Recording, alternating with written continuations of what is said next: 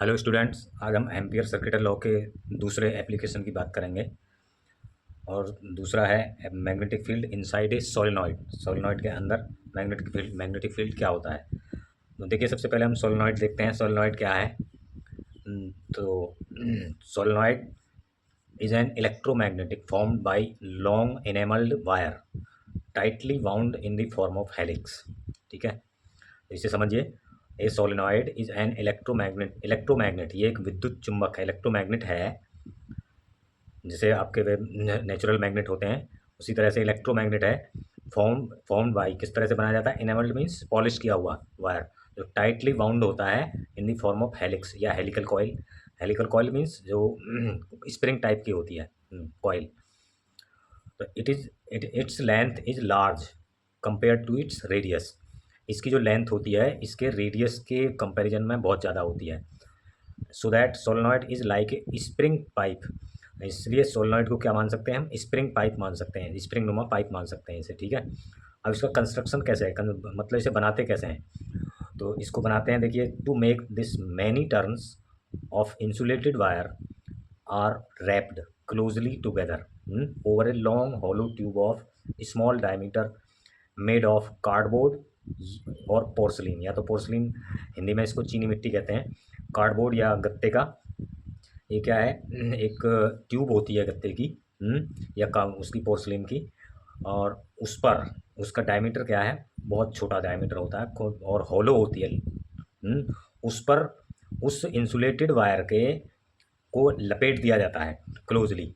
ठीक है, many turns to make this turns many to make this, इसको बनाने के लिए many turns of insulated wire are wrapped. Insulated wire के बहुत सारे टर्न्स लपेट दिए जाते हैं एक closely together over a long hollow tube, एक लंबी खोखली ट्यूब के ऊपर क्लोजली टुगेदर लपेट दिए जाते हैं। और ऑफ स्मॉल डायमीटर, जिसका डायमीटर क्या है, बहुत कम होता है। मेड ऑफ, बनी हुई किसकी होती है, कार्डबोर्ड की या फिर पोर्सलिन की। तो यहाँ तक क्लियर हो गया। अब देखिए, इस तरह की होती है, देखो जैसे ये है आपकी, इस तरह की होती है ये। इस तरह की होती है आपकी। जैसे ये क्या है, ये आपको पाइप दिखाई दे रहा है। ये पाइप या तो कार्डबोर्ड का बना हुआ है या फिर पोर्सलिन का बना सकते हैं इसे, चीनी मिट्टी का। इसके ऊपर क्या है, वाउंड जो वायर है वो इस तरह से क्लोजली बाउंड्स, मतलब एक दूसरे से सटाकर लपेट दिया जाता है। और ये पॉलिश्ड होता है ताकि एक दूसरे को ये टच ना कर सके, करंट इसका टच ना कर सके। हॉलो पाइप, हॉलो ट्यूब होती है। तो ये तो इसकी स्ट्रक्चर हो गई। अब इसके देखिए, इसके इसका वो दिखाया गया है यहाँ, किस तरह से इसमें मैग्नेटिक फील्ड होता है। तो देखिए, ये जो है आपका, ये इसके एक वायर है, एक एक टर्न है, वो किस तरह से इसका मैग्नेटिक फील्ड है। तो अब ये इसकी एक्सिस है, ये, ठीक है, बीचों बीच सिलेंडर की, ये इसकी क्या है, एक्सिस, समझ लीजिए ध्यान से। तो इसका जो मैग्नेटिक फील्ड है, देखिए यहाँ पे मैग्नेटिक फील्ड लाइंस जो है, ये आगे अगले चैप्टर में पढ़ेंगे आप मैग्नेटिक फील्ड लाइंस। यहाँ पे इसके अंदर जो है पास पास है, पी पॉइंट पर, ठीक है, और इसके बाहर क्यू पॉइंट पर वो दूर दूर हैं। और ये भी आप देख रहे हैं कि ये इसके एक एक एंड से इसमें एंटर कर रही हैं, प्रवेश कर रही हैं, एक एंड से बाहर निकल रही हैं। और ये क्या है, क्लोज लूप बनाती हैं, क्लोज, सारी की सारी क्लोज। ये मैंने दिखाई नहीं है, ये ऐसे ही, ये और ऊपर तक जाएगी, ये और नीचे तक जाएगी, तो सब की सब क्लोज लूप बनाती हैं, जैसे ये बना रही हैं। ठीक है, तो मैग्नेटिक फील्ड इसके इसके बाहर, इसके आउटसाइड क्या होता है, बहुत ही वीक होता है। बट और इसके अंदर जो है, ये क्या होता है, बहुत ही स्ट्रॉन्ग होता है, क्योंकि ये मैग्नेटिक फील्ड लाइंस पास पास होती हैं। और अब देखिए, ये क्या है, ये है वायर, इसके चारों ओर भी मैग्नेटिक फील्ड होगा इसी डायरेक्शन में। किस डायरेक्शन में देख सकते हैं इसे, राइट हैंड थंब रूल से। तो जब मान लीजिए इसमें करंट इस तरह से जा रही है, तो ऐसे ऐसे इसमें करंट यहाँ से निकलेगी, यहाँ से निकलेगी, तो करंट की डायरेक्शन में होगा। तो करंट की डायरेक्शन में क्या होगा, राइट हैंड थंब रूल इस तरह से होगा, इस तरह से, ऐसे ऐसे ऊपर को निकल रही है, ऊपर को निकल रहा है ना तार, तो इस तरह से देखते हैं हम। तो अंगूठा हमारा ऊपर को होना चाहिए, तो हमारी उंगली जो है वो क्या है, एंटी क्लॉकवाइज, तो इसमें एंटी क्लॉकवाइज है हर। नीचे आप देखेंगे तो इसमें अंगूठा अंदर को जाना चाहिए, तो इसमें क्लॉकवाइज है इनकी डायरेक्शन। ठीक है, ये समझ में आ गया। तो अब मैग्नेटिक फील्ड की जो डायरेक्शन होती है इस तरह से होती है, इस तरह से, ये, ठीक है, इस तरह से होती है, समझ में आ गई ना। तो ये अलोंग इट्स एक्सिस, एक्सिस के अलोंग होती है, एक्सिस के अलोंग होती है, और ऊपर भी, बाहर भी। बट ऊपर को बाहर को इतना वीक होता है कि हम इसे नेग्लेक्ट कर सकते हैं। तो यहाँ तक क्लियर हो गया, यहाँ तक ये चीज़ समझ में आ गई। तो यहाँ ये इसी का फॉर्म है, इसी को दिखाया गया है इसको ओपन करके, ठीक है। तो समझ में आ गया। अब हम देखते हैं magnetic field inside a solenoid, इसके अंदर मैग्नेटिक फील्ड निकालेंगे कैसे। When an electric path current, या करंट लिख देता हूँ, current passes through the solenoid a magnetic field produce, क्या ऊपर देखिए, इसे ऊपर कर लीजिए।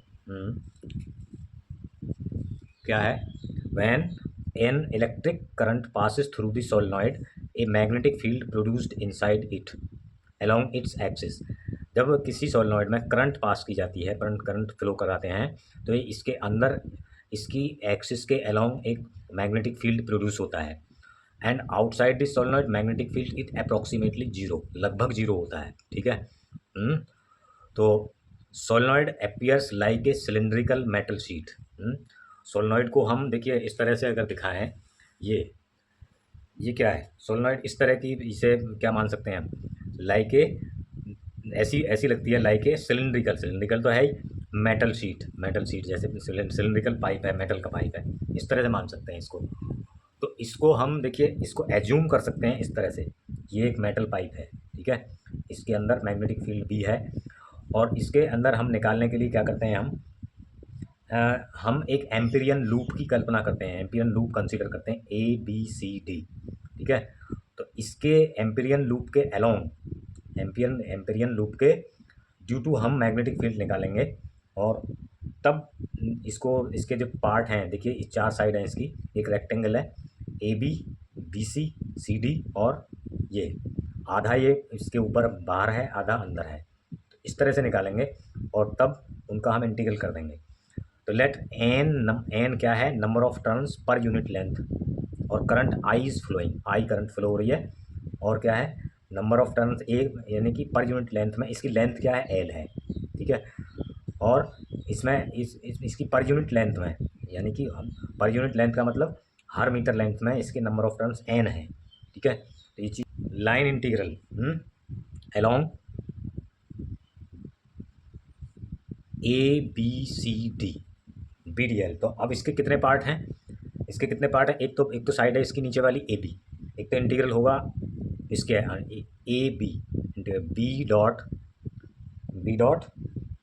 DL, ठीक है, प्लस दूसरी है BC, इंटीग्रल BC, और ये है इंटीग्रल B डॉट DL, ठीक है। फिर है इंटीग्रल CD, और ये है आपकी B डॉट DL, और प्लस ये क्या है, इंटीग्रल क्या है, DA, ठीक है, और ये भी B डॉट DL है। अब इनकी वैल्यूज हम अलग अलग निकालेंगे। तो अब देखिए इंटीग्रल ए बी की वैल्यू, ये इक्वेशन होगी 1, ठीक है। इंटीग्रल ए बी क्या है, इंटीग्रल ए बी है आपका, integral A B dot DL क्या होगा, ये होगा इंटीग्रल BDL कॉस 0, क्योंकि ये इससे जो अंदर वाली साइड है AB की, उसकी देखिए मैं नीचे वाली साइड है, वो क्या है, वो उसी डायरेक्शन में है जिस डायरेक्शन में मैग्नेटिक फील्ड है, तो क्या है, और ये होगी आपकी क्या, इंटीग्रल, वो होगी आपकी इंटीग्रल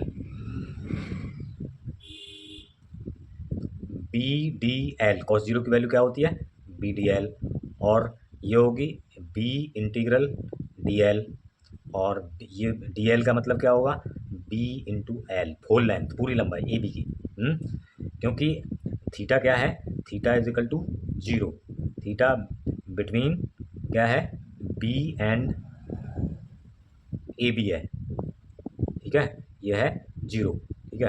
अब इस वैल्यू की ये निकालिए, integral BC B dot DL, इसे कैसे निकालेंगे हम, इसे निकालेंगे इंटीग्रल BDL कॉस π/2 या 90, और कॉस 90 की वैल्यू क्या होती है, क्योंकि वो परपेंडिकुलर है दोनों के, AB मतलब मैग्नेटिक फील्ड के, और उसकी डायरेक्शन जो है परपेंडिकुलर, तो ये हो जाएगा आपका 0, इसकी वैल्यू 0 हो जाएगी क्योंकि cos 90 is equal to 0।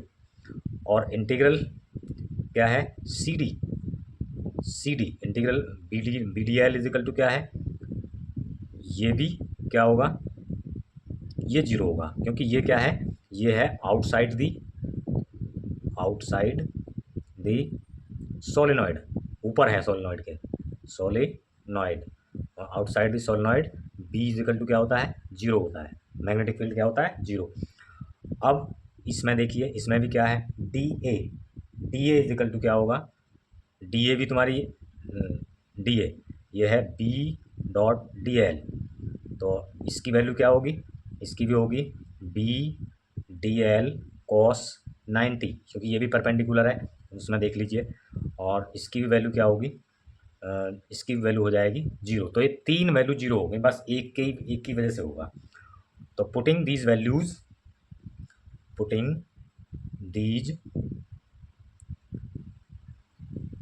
Values in equation 1 में रख दीजिए, तो क्या होगा, integral A B C D B dot D L is equal to क्या होगा, इसकी value I B L plus 0 plus 0 plus 0।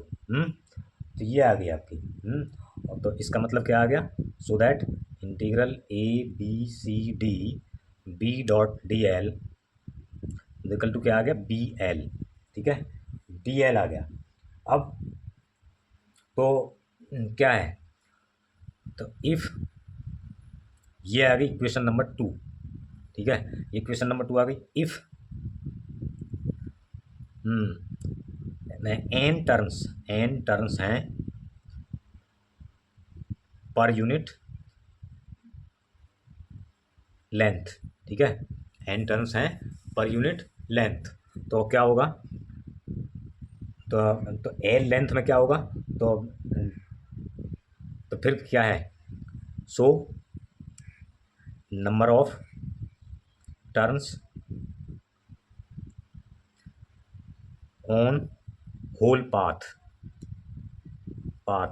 कितनी है लेंथ, इसी हो जाएगी एन एल हो जाएंगे होल पाथ में। अब आई एनक्लोज्ड, तो आई एनक्लोज्ड कितनी हो गई, आई एनक्लोज्ड हो गई तुम्हारी एन एल आई। तो क्या होगा भाई, इसमें पूरे जब इसमें एन टर्न्स हैं, एक टर्न से आई करंट बह रही है, तो एन टर्न से कितनी होगी, एल आई इंटू करंट होगी, क्योंकि इतने टर्न्स हैं। ठीक है, आई की, तो ये यहाँ तक क्लियर हो गया। अब तो अब क्या होगा, according to circuital law, Ampere's circuital law क्या है, वो हो जाएगा आपका इंटीग्रल ये B D L equal to mu naught into I enclosed. ठीक है, आई एनक्लोज्ड हो गई। अब इक्वेशन नंबर 3, तो अब देखिए ये भी बी डी एल है, ये भी पूरा इसके ए बी सी डी का मतलब होल एनक्लोज्ड है पूरा। तो फ्रॉम 2 and 3, फ्रॉम 2 and 3, तो क्या हो जाएगा, 2 and 3 आपका हो जाएगा, इसको रख दीजिए, तो ये हो जाएगा B into L equal to mu naught I. अब आई एन क्लोज्ड का मतलब क्या है, आई एन एल। ठीक है, इसकी वैल्यू रख दीजिए यहाँ, तो इसको रखेंगे ना आई एन एल, तो एल से एल कट जाएगा, तो बी इज इक्वल टू कितनी हो गई, बी इज इक्वल टू हो गई हमारी एल से एल कट गई यहाँ, और म्यू नॉट एन इंटू आई, जहाँ एन क्या है, नंबर ऑफ टर्न्स पर यूनिट लेंथ। तो ये सोलेनॉइड के लिए फॉर्मूला निकल के आता है। ठीक है, तो इसका मतलब क्या है, दिस इज दी फॉर्मूला। ठीक है, अब यहाँ क्या है, तो इसका मतलब क्या है, so it means B does not depend on क्या, does not depend on surface area, surface area and its length, इसकी लेंथ और सरफेस एरिया पर डिपेंड नहीं करता है ये। ठीक है, यहाँ तक बात समझ में आ गई। अब इसकी स्पेशल कंडीशंस हैं, स्पेसिफिक कंडीशंस। स्पेसिफिक कंडीशंस क्या हैं? स्पेसिफिक कंडीशंस हैं, देखिए स्पेसिफिक कंडीशंस। ठीक है, स्पेसिफिक कंडीशंस हैं। ये number 1, if solenoid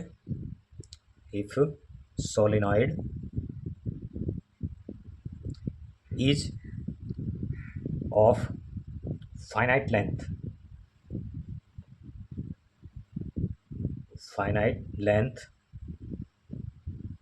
L.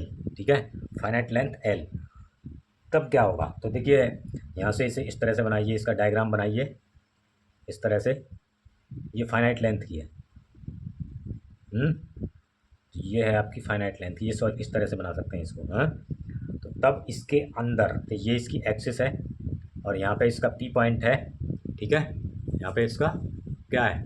P point है। बना रहे हैं ना इसे, हाँ। तो यहाँ पे इसका पी पॉइंट है, सही है। तो अब यहाँ पे इसकी लेंथ कितनी है? एल। तो यहाँ पे पी पॉइंट पे निकालना चाहते हैं। अब देखिए इस एंड से और इस एंड से ये एंगल, और यहाँ पे पी डैश, सही है। तो यहाँ पे पी पे ये एंगल तो हुआ थीटा 2 और ये एंगल हुआ थीटा 1। देन क्या होगा? देन मैग्नेटिक फील्ड अगर ये फाइनाइट लेंथ की है और इनके एंड्स के द्वारा इन पर पी पर एंगल थीटा 1 और थीटा 2 मतलब कि बनाए जाते हैं, इसकी एक्सिस पर थीटा 1 और थीटा 2 पॉइंट पी पर। तो देन मैग्नेटिक फील्ड क्या होगा? Magnetic field at P, magnetic field at P क्या होगा? B is equal to mu naught N I upon 2 cos theta 1 minus cos theta 2। ठीक है, तो इस वाले फार्मूले से निकाली जाती है, सही है। तो इस वाले फार्मूले से निकाली जाती है, देखिए।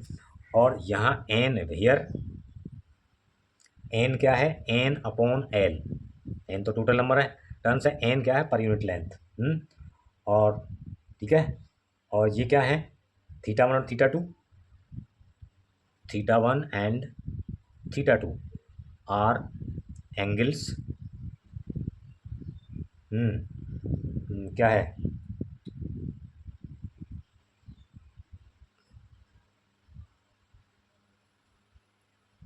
बाय द एंड्स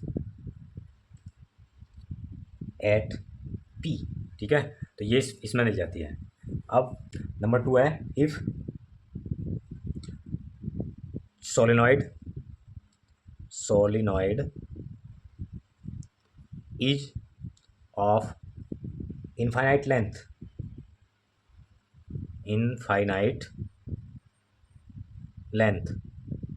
देन क्या हो जाएंगे? तो क्या होगा? इनफाइनाइट लेंथ क्या है? तो इसका मतलब क्या होगा? देन थीटा 1 आ जाएगा 0 एंड थीटा 2 हो जाएगा पाई। थीटा 2 क्या हो जाएगा? पाई हो जाएगा। तो अब कॉस थीटा 1, तो कॉस थीटा 1 इजिकल टू क्या आएगा? कॉस 0 और इजिकल टू 1 और cos theta 2 cos theta 2 is equal to cos pi is equal to cos, ये आ जाएगा -1। कॉस पाई की वैल्यू होती है -1। देन बी इजिकल टू क्या आ जाएगा? बी इजिकल टू आ जाएगा mu naught N I upon क्या हो जाएगा? अपॉन 2 और cos theta 1 minus cos theta 2 और इसकी वैल्यू रख दीजिए यहाँ। तो mu naught N I upon 2 और ये आ जाएगा कॉस थीटा 1 की वैल्यू आ जाएगी 1 और यहाँ -1 और ये आ जाएगा बी इजिकल टू आ जाएगा mu naught N I upon 2, और ये आ जाएगा 1+1, और ये आ जाएगा mu naught N I upon 2, और क्या हो जाएगा इंटू 2, इससे कट जाएगा ये। तो बी इज इक्वल टू क्या हो जाएगा, वही म्यू नॉट एन आई, अगर इनफाइनाइट लेंथ की है तो ये आएगा। ठीक है, इसका ये क्या है, न्यूटन पर एम्पियर मीटर, न्यूटन पर एम्पियर मीटर। ठीक है, और अब थर्ड कंडीशन क्या है आपकी, थर्ड कंडीशन है, देखिए थर्ड कंडीशन है आपकी क्या, if let P dash, point P dash is at one end of the long solenoid, long solenoid. ठीक है, लॉन्ग सोलिनॉइड। तो अब फिर क्या हो जाएगा, देखिए फिर हो जाएगा आपका ये, जब ये लॉन्ग सोलिनॉइड है तो थीटा 1 इज इक्वल टू हो जाएगा 0, और थीटा 2 हो जाएगा π/2। तो देखिए इसे मैं समझा देता हूँ पहले किस तरह से होगा ये। देखिए इसमें यहाँ पे देख लीजिए, यहाँ पे ठीक है, यहाँ पे इसमें देख लीजिए जब ये यहाँ पे पी डैश है तो थीटा 1 क्या हो जाएगा, थीटा 1 तो 0 हो जाएगा। ये मतलब जब यहाँ से खींचेंगे इनफाइनाइट लेंथ की है तो ये इनफाइनाइट लेंथ में कम होता चला जाएगा और इससे 0 होता चला जाएगा थीटा 1। ठीक है, और ये क्या, ये आ जाएगा आपका यहाँ, तो ये बिल्कुल यहाँ आ जाएगा। ठीक है, इस तरह से समझ में आ गई। तो ये आपका आ जाएगा। अब देखिए क्या है, तो इस तरह से ये एंगल होते हैं। तो अब इसके क्या आ जाएगा देखो, तो then B is equal to, तो कॉस थीटा 1 क्या है, equal to cos 0 equal to 1, और cos theta 2 equal to cos π/2 equal to 0। तो अब देन इसे रख दीजिए, देन क्या हो जाएगा, b इज इक्वल टू हो जाएगा mu naught N I upon 2 cos theta 1 minus cos theta 2, और ये आ जाएगा आपका mu naught N I upon 2, और ये आ जाएगा कॉस थीटा 1 की जगह पर 1 आ जाएगा और इसकी जगह पर आ जाएगा 0। तो b इज इक्वल टू आ जाएगा आपका mu naught N I upon 2। अब देखिए ये तो एंड पे है, किसी भी एंड पर ये क्या है, और ये है आपका अभी इससे पहले जो निकाला है, ये है आपका क्या, ये है आपका बीच में। तो बीच में तो देखिए ये तो डबल है, इसकी अपेक्षा ये हाफ है, तो एंड पर कितना होता है, आधा होता है। तो so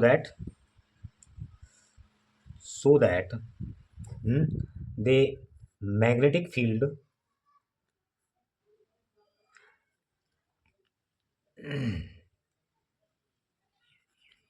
magnetic field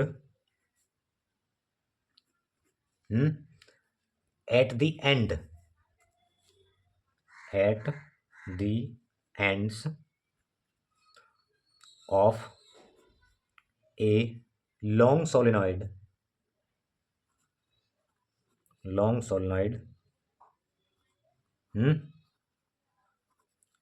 is half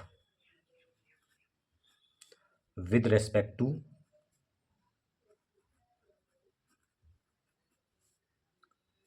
its